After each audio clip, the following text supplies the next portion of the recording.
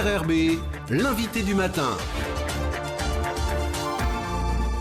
Bonjour Gilles Ménage. Bonjour Nicolas Legrand. Ce matin, vous recevez le nouveau chef de corps du RSMA. Colonel Michel Stachowski, bonjour. Bonjour. Et merci d'avoir accepté notre invitation ce matin. Bienvenue en Nouvelle-Calédonie, même si vous êtes là déjà depuis un petit moment. Vous avez pris vos fonctions le 25 juillet, je crois. Tout à fait. Pour commander ce beau régiment du RSMA qui, vous le savez, est très populaire. Présentez-vous en quelques minutes. C'est pas la première fois que vous avez affaire au SMA. Non, effectivement, je pense le point clé de mon parcours, c'est que j'ai déjà eu une expérience dans le service militaire adapté en Guyane de 2018 à 2020, où j'ai été directeur des opérations, qui témoigne d'un parcours, effectivement, et d'une continuité dans ce cercle et dans ce dispositif du service militaire adapté. Après, au-delà de ma propre personne, moi, ce que je constate, c'est l'engagement de mes cadres aujourd'hui au quotidien, qui témoignent du même parcours, avec une implication pleine et entière au service des volontaires qui viennent chez nous, qui s'engagent au RSMA, de manière à leur assurer une formation et une insertion positive. Le SMA, c'est un outil atypique, hein, on le sait. Qu'est-ce qu'il y a de particulier dans ce commandement ? Ce commandement, il répond à deux ressources particulières. La première, qui sont toutes les deux assurées essentiellement par l'État. La première ressource, elle repose sur le ministère chargé des Outre-mer, qui est notre ministère de tutelle. C'est un petit peu ce côté atypique. Et qui assure notamment notre budget à 92%. Et de l'autre, c'est la contribution des armées et de l'armée de terre qui nous donne la ressource humaine des cadres pour pouvoir armer le régiment. Quand on dit armer, c'est bien sûr au sens des personnes qui sont présentes et qui sont ici dédiées à cette vocation pour le service outre-mer au régiment, pour former nos volontaires et faire en sorte que les près de 700 volontaires, tous dispositifs confondus au sein du régiment, puissent bénéficier de l'impact RSMA. Le RSMA, c'est un outil extrêmement populaire, vous l'avez sans doute déjà constaté depuis que vous êtes arrivé en Nouvelle-Calédonie. Très populaire tout simplement parce qu'il permet à des jeunes de trouver leur voie. Effectivement, c'est un point clé. Notre dispositif, il est dédié à un sujet de performance qui est le contrat de travail, l'insertion du volontaire. Et en fait, nous avons une logique à rebours dans notre démarche. Nous partons des besoins du territoire pour être quasiment certains que les filières de formation qui sont dispensées au sein du régiment soient compétitives et puissent permettre aux jeunes que nous recrutons de pouvoir suivre une formation utile pour eux et pour la Nouvelle-Calédonie. C'est vraiment l'originalité parce que vous avez aussi une interaction du coup avec la société civile, c'est-à-dire avec la CCI, avec tous les gens qui cherchent, qui ont besoin dans des secteurs en tension par exemple. Effectivement, l'ouverture du SMA sur la société civile et sur la société économique, en fait, elle fait partie de la mission puisque avec 3 jeunes sur 4 insérés en sortie de dispositif, nous devons discuter avec le MEDEF de la Nouvelle-Calédonie, la CCI, la Chambre des métiers et l'ensemble des partenaires économiques de Nouvelle-Calédonie pour surveiller et être certain de pouvoir anticiper ou ajuster nos filières de formation de manière à répondre aux besoins. Alors les filières de formation, justement, elles ont énormément évolué. En quelques années, elles se sont multipliées, elles se sont adaptées, elles sont devenues qualifiantes, même de plus en plus qualifiantes.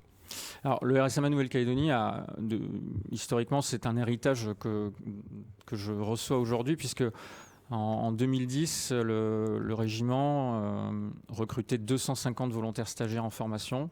Aujourd'hui, nous sommes à 530 volontaires stagiaires en formation. Donc, on a plus que doublé le nombre de volontaires stagiaires. Et derrière, il y a effectivement une augmentation du nombre de filières de formation.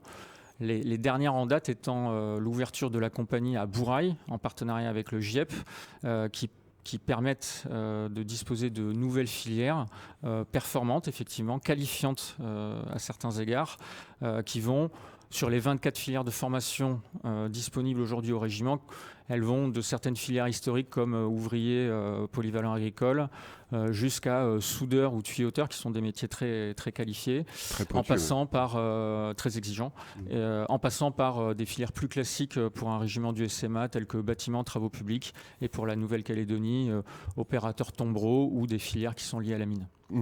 Est-ce que ça veut dire qu'il y a un résultat d'insertion qu'on peut afficher? Est-ce que déjà Alors, je les disais résultats sont effectivement- connus? Alors, globalement, la performance recherchée, elle est de plus de 3 jeunes sur 4 en sortie de dispositif, 530 volontaires stagiaires en formation de filière professionnelle, 140 volontaires techniciens qui sont chez nous en première expérience professionnelle.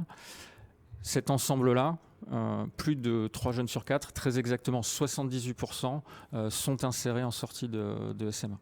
Alors, mon colonel, vous êtes un militaire, donc est-ce qu'il y a un pourcentage de jeunes qui profitent, j'allais dire, du SMA et qui trouvent leur vocation et qui s'engagent? Oui, globalement, pour répondre très directement, autour de 10%. Et ça procède généralement d'une double étape. La première, ce volontariat pour rentrer au RSMA à travers une filière de formation professionnelle.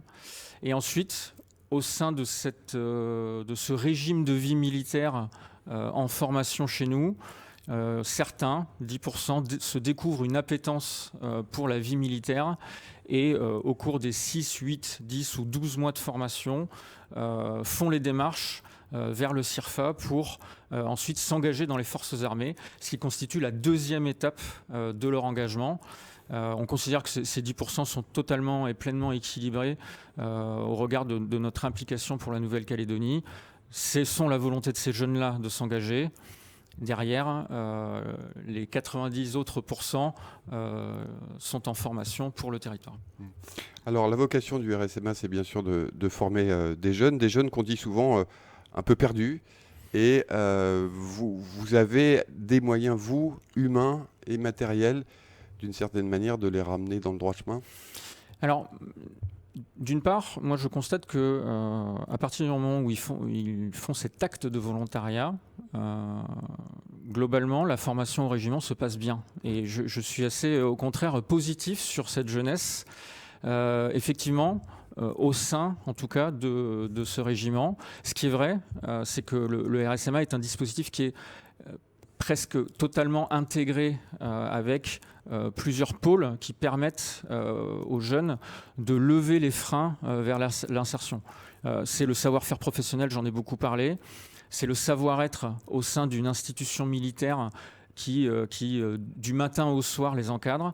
Et c'est également un savoir-devenir qui permet de lever certains freins humains, psychologiques, médicaux parfois, écriture, lecture, avec le renfort du vice-rectorat qui nous appuie avec certains professeurs pour justement lutter contre l'illettrisme et qui permet à ces jeunes finalement au sein de ce dispositif pleinement intégré de trouver une voie de construction positive et ils s'y sentent bien pour ensuite nous quitter pour s'insérer vers un contrat de travail.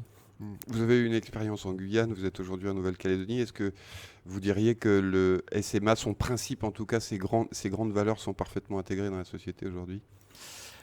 Moi, j'ai un défi qui peut rejoindre votre question, qui est celui d'aller chercher.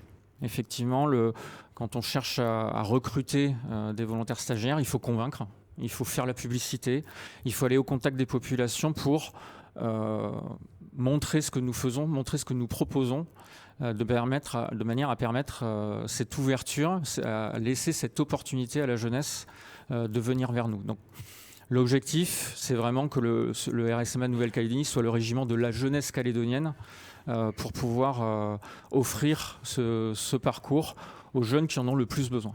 Quelles sont les évolutions attendues dans les mois, les années qui viennent? Alors, comme je l'ai dit, nous sortons d'une phase de montée en puissance très importante, avec en 2020 l'ouverture de la compagnie à Bourail avec un recrutement supplémentaire de 80 volontaires stagiaires. Donc aujourd'hui, pour l'année 2022, nous sommes dans une phase de stabilisation et de renforcement de la qualité des parcours. Le but est de toujours améliorer la qualité des parcours professionnels de manière à être certain que l'insertion se fasse dans de bonnes conditions. il y a vraiment une logique d'insertion durable derrière, c'est construire un citoyen autonome et responsable qui soit ensuite à l'aise dans la société économique et civile. Colonel Michel Stachowski, nouveau chef de corps du RSMA. Merci beaucoup Merci à d'avoir vous. accepté notre invitation ce matin.